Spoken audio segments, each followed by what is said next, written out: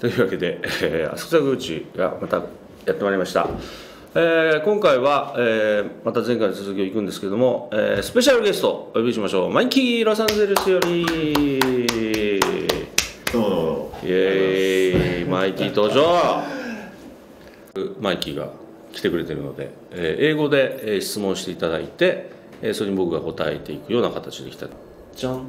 イエーイチェリーブラックサムですね。はい、これしだれ桜といってちょっと遅い時期に咲く桜なので、はい、まだ咲いてます。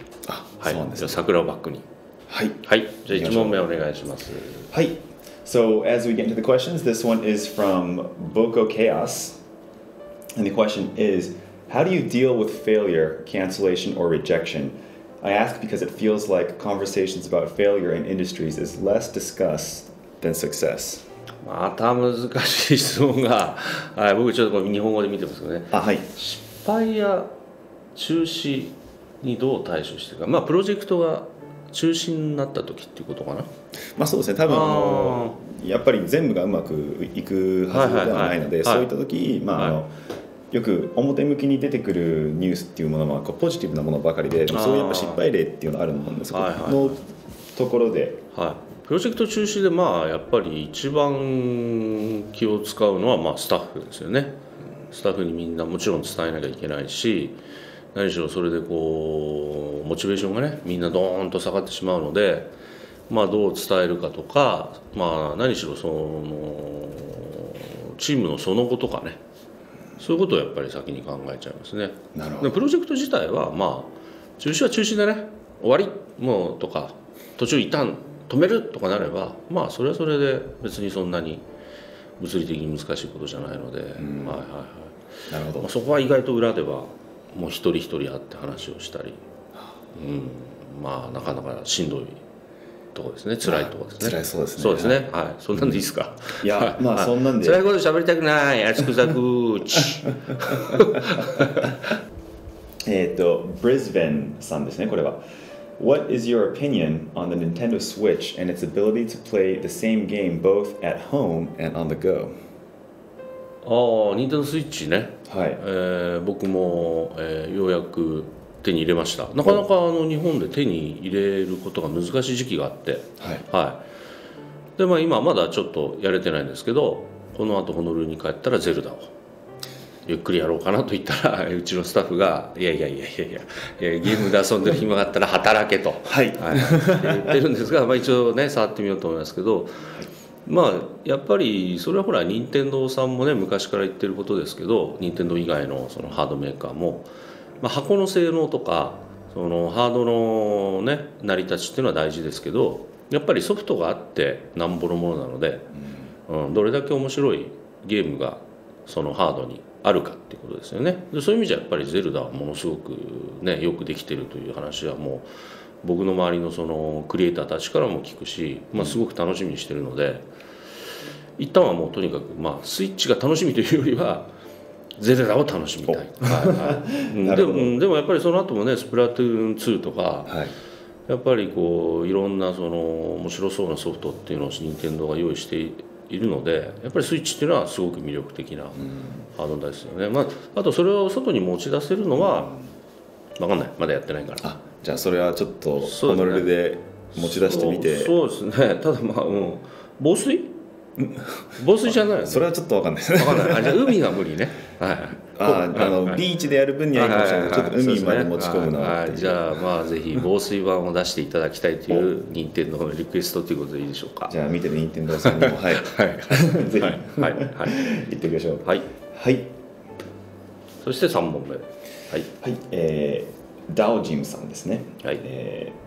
Are there any games in the recent years that motivate your creativity? どのゲームも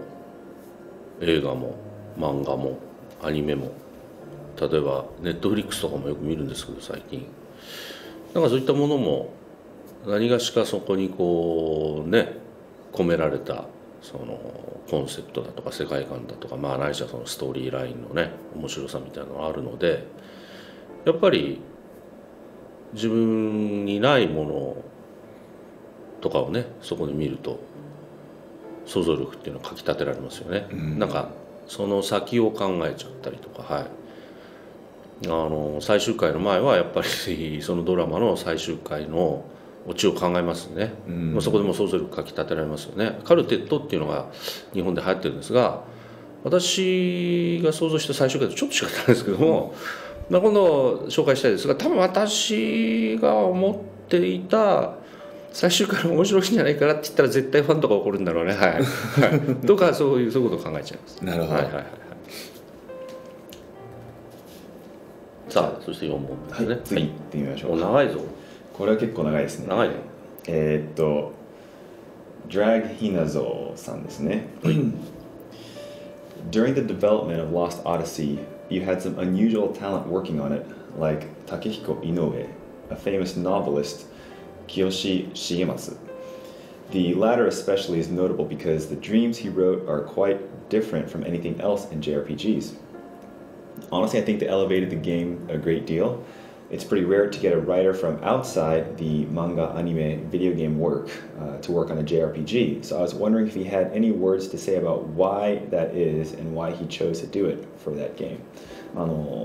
簡単にまとめますと、ちょっとクロスメディアで、本来ゲームの脚本とかを書かないような方にこう参加していただくことによって、その人がゲームに対して、これが違うんだろうなとか、こういうところからなんか学べるなっていうような、その一緒に仕事していく中での。はいはいはい。重松さんと井上さんね、ロストオデッセイね、ロストオデッセイの話をすると、重松さんと井上さん同時にお願いをしだしたんですけども、最初に OK してくれたのは実は重松さんの方で、やっぱりそのストーリーラインが1000年生きた男、死ねない男、そういう主人公がああいうファンタジーワールドで生きながら、何を考えて何が悲しくてどうしたいのかみたいな話を結構重松さんとして、なんていうのかな、最初はちょっとね、そういうあまりにも突拍子ない設定だとどうなんだろうっていうのは、重松さんってやっぱりもっとこう、今の家庭の問題とかそういう身近なことを題材にお話を書くような短編主体の小説家の方なので、そういう難しさみたいなのもちょっとあったんですけども、話し込むうちに面白そうだと、なんか僕が参加することでそうやって違ったものができるんだったらもうぜひ協力したいみたいなことを言ってもらえたので、まず重松さんが OK になり、で井上さんの絵っていうのはもちろんねすごく魅力的なのでやってほしかったんですけど、井上さん実は重松さんのファンだった、大ファンそれでそうですね、やっぱり重松さんやるよっていうことで最初はどうしようって井上さんもちょっと悩んでたところもあるんですけど、自分の仕事すごく忙しい人なので、いろんなことやってますから、それがきっかけで重松さんと一緒に仕事ができる、しかもゲームというちょっと未知のもので、しかもそれをコラボレーションができるっていうのはやっぱり井上さんにとって魅力的というか、だからやっぱりそれぞれなんていうのかな、組む人たちがモチベーションを持つような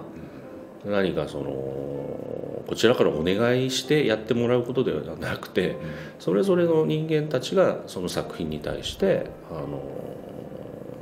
期待するものを持てるようなことを作れれば、みんな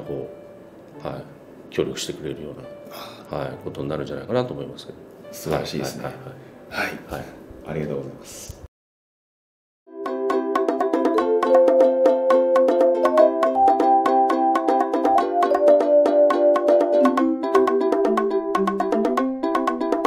Ask